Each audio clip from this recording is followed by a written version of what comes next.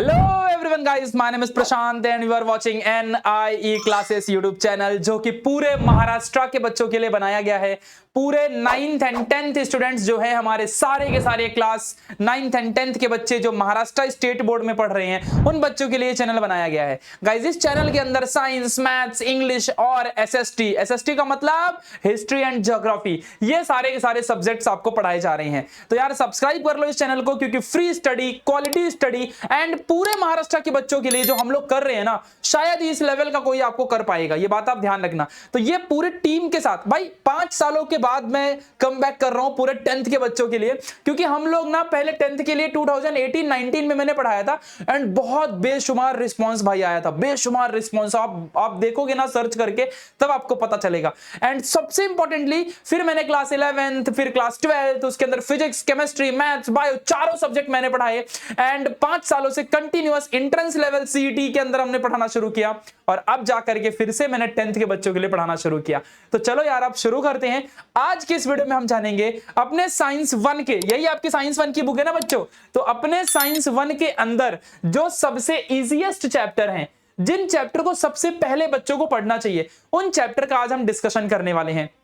देखो यार, टॉपर वो नहीं होता 10th के अंदर जो ना बहुत गधे जैसा मेहनत करता है। टॉपर वो होता है जो मेहनत तो करता ही है, प्लस स्मार्ट तरीके से मेहनत करता है। स्मार्टली अगर आप मेहनत को करोगे, डेफिनेटली आप बहुत आगे बढ़ोगे। तो स्मार्ट वे में अगर आप मेहनत कर रहे हो तो आपको कोई नहीं हरा सकता, क्योंकि आपका रास्ता क्लियर होता है कि भाई मुझे पढ़ना क्या है और कितना मुझे पढ़ना है।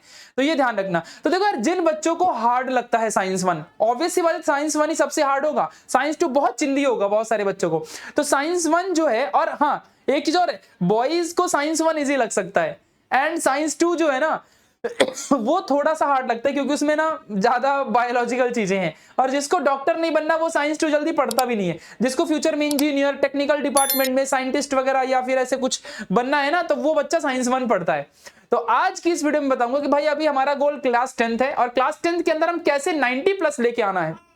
उसके लिए पहले ही अगर हार्ड चैप्टर पढ़ोगे तो आप लोगों को कुछ समझ में नहीं आएगा, और आप लोग साइंस 1 से दूरी बनाने लगोगे, जबकि साइंस बड़ा प्यारा सब्जेक्ट है। तो आप क्यों ना सबसे पहले इजीएस्ट चैप्टर हमारे साइंस के करो, जिससे कि आपका ज्यादा फायदा रहे और आप बस मस्त अच्छे से पढ़ाई कर सको। तो चलो फिर आ जाओ, मैं आपको पूरे साइंस के सबसे इजी चैप्टर के बारे में बताता हूं। गाइस प्लीज इस वीडियो को लाइक करना और एक प्यारा सा कमेंट जरूर करना कि यस यार, आप कितने एक्साइटेड हो मेरे से पढ़ने के लिए, जब मैं आपको gravitation chapter, periodic classification, science 2 का हमारा हेरिडिटी एंड इवोल्यूशन, ये सारे चैप्टर्स पूरे के पूरे 20 चैप्टर साइंस के पढ़ाऊंगा। आपको मैथ्स के लाइव, इंग्लिश के लाइव, हिस्ट्री एंड ज्योग्राफी के live Anuj sir, Gaurav sir and Nilofar ma'am आपको प्रोवाइड करेंगे इसी यूट्यूब चैनल के अंदर। तो कितने एक्साइटेड हो आप उन सारे वीडियो लेक्चर्स के लिए? एक कमेंट तो बनता है यार। चलिए शुरू करते हैं, ठीक है। तो गाइस आ जाओ, बताता हूं। देखो यार, सबसे इजीएस्ट चैप्टर जो भी हमारे साइंस 1 के अंदर है, तो वो आप जानते हो गाइस, सबसे इजीएस्ट चैप्टर पढ़ने का ना मजा ही अलग है यार, क्योंकि हार्डली एक दिन में पूरे चैप्टर ही याद करके हो जाते हैं, ठीक है। अब हो सकता है कि कोई कोई चैप्टर आपको हार्ड लगे, तो ये बच्चे के मेंटालिटी के ऊपर भी डिपेंड करता है कि आपको कौन सा चैप्टर इजी लगता है और कौन सा चैप्टर आपको हार्ड लगता है। आज मैं आपको बताता हूं यहां पर सबसे इजी चैप्टर्स आपके कौन से हैं। तो सबसे पहले चैप्टर 2 है हमारा periodic classification. Periodic classification of element, periodic classification of element, ये हमारा सबसे इजीएस्ट चैप्टर है। मैं इस चैप्टर के बारे में आपको बता दूं कि इस चैप्टर में आप पढ़ोगे एटॉमिक मासेस, एटॉमिक नंबर, डोबेरा-नेट्रेट, Newlands octave rules, and then उसके बाद आप मेंडलीव के बारे में पढ़ोगे, मेरिट्स, डीमेरिट्स, देन उसके बाद ट्रेंड्स पढ़ोगे, एटॉमिक रेडियस के बारे में, मेटालिक, नॉन मेटालिक कैरेक्टर के बारे में। ये सारे चैप्टर्स के अंदर आप टॉपिक्स को पढ़ने वाले हो। Electronic configuration, valency, valency electrons, outer most shell में क्या इलेक्ट्रॉन्स होते हैं, एटॉमिक रेडियस कैसे इंक्रीज डिक्रीज होता है, लेफ्ट टू राइट क्या होता है, टॉप टू बॉटम क्या होता है, ये सारी चीजें आपको सिखाई जाएंगी यहाँ पर। तो ये चैप्टर अगर आपको एक बार आ गया ना बच्चों, तो पूरा जो एलिमेंट के बारे में इंफॉर्मेशन है ना, आपको पूरी समझ जाएगी।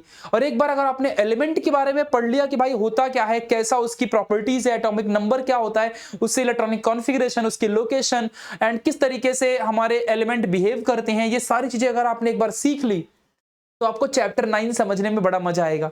जो हार्डेस्ट चैप्टर की एक लिस्ट मैंने आपको बच्चों दी है ऑलरेडी। तो हार्डेस्ट चैप्टर तभी आता है जब आपको इजीएस्ट चैप्टर अच्छे से आ जाता है। तो ये चैप्टर सबका पापा है। चैप्टर 9 अगर समझना है तो ये चैप्टर आपको सीखना पड़ेगा, और अगर चैप्टर 9 नहीं आएगा ना, तो क्लास 11th की ऑर्गेनिक केमिस्ट्री पूरी नहीं आएगी। केमिस्ट्री के वहां 4 पार्ट होते हैं, 4 किताबें होती हैं। तो ऑर्गेनिक केमिस्ट्री के जो 8 चैप्टर होते हैं ना, वो आपको समझेंगे ही नहीं, तो भूल जाओ, फिर साइंस लेना, भूल जाओ, डॉक्टर इंजीनियर सब बनना। तो ये चैप्टर सीखो, फिर चैप्टर 9 पढ़ो साइंस 1 का, फिर आप 11th में जाना, मजे करना और याद करना भैया ने क्या बोला था। ठीक है, चलो अब बताता हूं नेक्स्ट चीज, chapter number 3, chemical reaction and equation. अब ये चैप्टर ठीक ठाक चैप्टर है, मतलब बहुत ही चिंदी है, किसी से रिलेशन इसका इतना है नहीं। ठीक है, तो ये चैप्टर के अंदर भी मैं आपको मस्त redox reaction, oxidation, reduction and then उसके चारों type, combination, displacement, double displacement, ये सारे रिएक्शन के बारे में मस्त इसमें समझाऊंगा। फिर उसके बाद बच्चों हमारा chapter number 6, refraction of light, बड़ा ही प्यारा और इजी चैप्टर है, और इन चैप्टर को करने से कितने मार्क्स आप अचीव कर सकते हो मैं आपको अभी बताऊंगा, थोड़ा रुक जाना। फिर उसके बाद बच्चों चैप्टर नंबर 10, स्पेस मिशन, इसके न्यूमेरिकल मत करना भाई, कोई काम के नहीं है, न्यूमेरिकल समझता है ना आप लोगों को, जो कैलकुलेशन वाले क्वेश्चन है इनको बिल्कुल नहीं करना है। फिर इनमें भी एक और चैप्टर है बच्चों, जो छोटा सा चैप्टर है, और वो हमारा चैप्टर है चैप्टर नंबर 8, मेटलर्जी।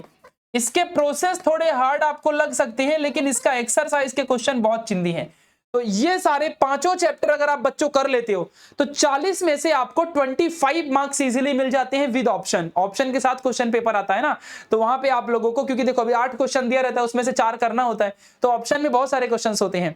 तो अगर ये पांचों चैप्टर कर लेते हो तो साइंस 1 में 40 में से 25 मार्क्स आपके डन, और प्रैक्टिकल के 10 मार्क्स होते हैं साइंस 1 के लिए, 10 मार्क्स साइंस 2 के लिए, तो 20 मार्क्स हो जाते हैं ना वहां पर प्रैक्टिकल में। तो 10 वहां से 35 आपने ला लिया साइंस 1 में, 35 ला लोगे साइंस 2 में, 70 मार्क्स आपके यहीं डन हो गए। लेकिन जिसको टॉप करना है, जो टॉपर लड़का है, तो टॉपर के लिए मेरी एक सजेशन ये रहेगी कि वो पूरा साइंस 1 पढ़ेगा।